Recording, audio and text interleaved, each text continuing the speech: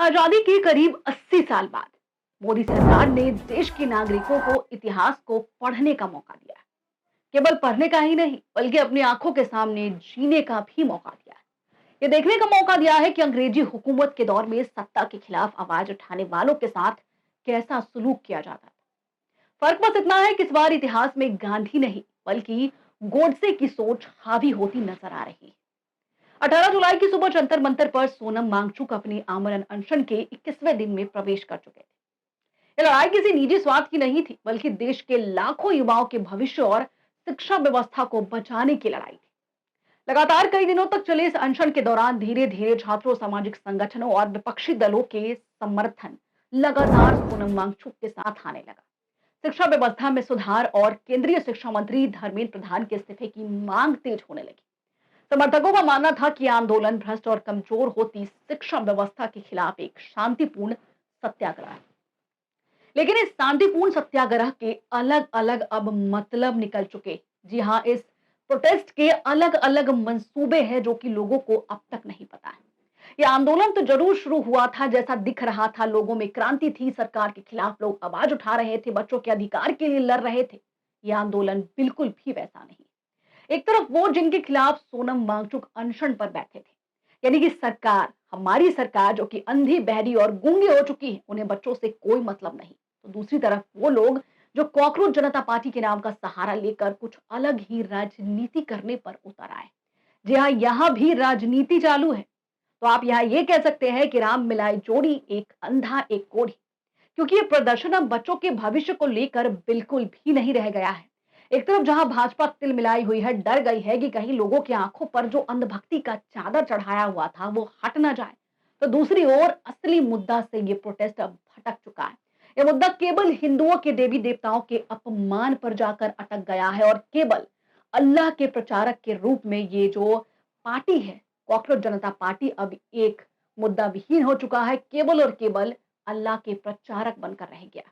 इन्हें भी अब बच्चों के भविष्य और एजुकेशन से कोई लेना देना नहीं है, क्योंकि अगर मुद्दा ये होता तो बात बच्चों के भविष्य पर होती। विस्तार से चर्चा करेंगे इस रिपोर्ट में। नमस्कार, मैं हूं शालिनी सिंह और आप देख रहे हैं क्यूरियस शालिनी। ये तो कह दिया कि भारत हमारी माता है, पर ये बाप ढूंढ रहे हैं। अब ये बाप ढूंढ रहे हैं,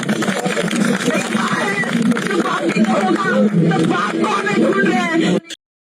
सीता के पति का नाम ले लेके नीता के पति का काम कर रहे हैं। सदी एक दिन इंस्टाग्राम चला रही, सामने आई प्रोफाइल शिव की। शिव कौन? अपने हरियाणा का चोरा। बस नाम रहेगा अल्लाह का। प्रेमानंद महाराज को आपने भाई कैसे बोल दिया? कि जो प्रेम भाई है या कोई भी है बाबा है, वो सब वही ब्राह्मणवाद के चट्टे बट्टे, उन्हीं चीजों को फैलाते हैं। सुप्रीम कोर्ट के सीजीआई जस्टिस सूर्यकांत के एक बयान से कॉकरोच जनता पार्टी की फॉर्मेशन हुई।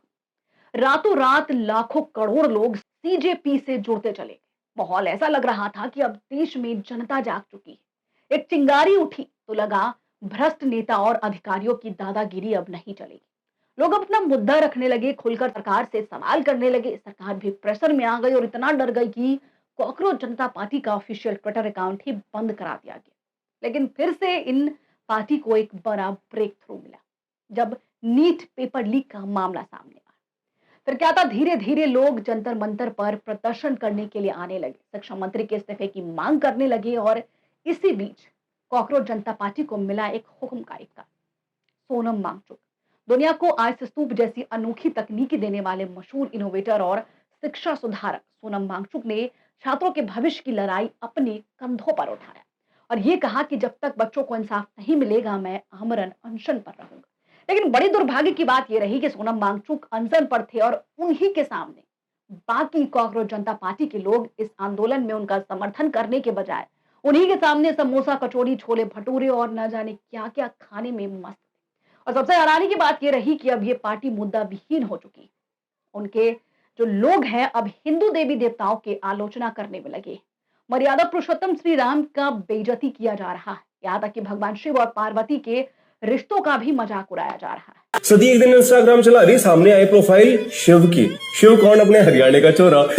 और सीजीपी वाले इन जैसे लोगों को, जो लोग हमारे देवी देवताओं के खिलाफ गंदी बातें कर रहे हैं, कॉकरोच जनता पार्टी के लोग उस पर तालियां बजा रहे, हंस रहे। वहीं दूसरी तरफ अल्लाह को महान बताया जा रहा है और जब उसी मंच से एक तरफ जहां हिंदू देवी देवताओं को गलत ठहराया जा रहा है, अल्लाह को महान बताया जा रहा है, तो यही अभिजीत दीपके जैसे लोग अल्लाह की बातों पर नीचे सर झुकाए खड़े हैं, जैसे मानो ये हामी भर रहे हो कि हाँ, अल्लाह ही महान है, पूरे दुनिया का रचयिता सिर्फ अल्लाह। तो देखिए, एक तरफ जहां सरकार जो है आरएसएस और बीजेपी वो तो कतई नहीं चाहती है कि बच्चों के भविष्य बने, बच्चे मेहनत करें और आगे बढ़े, लेकिन कॉकरोच जनता पार्टी भी कुछ कम नहीं है। ये अपना एक अलग एजेंडा लेकर ही इस प्रोटेस्ट में उतर चुकी है।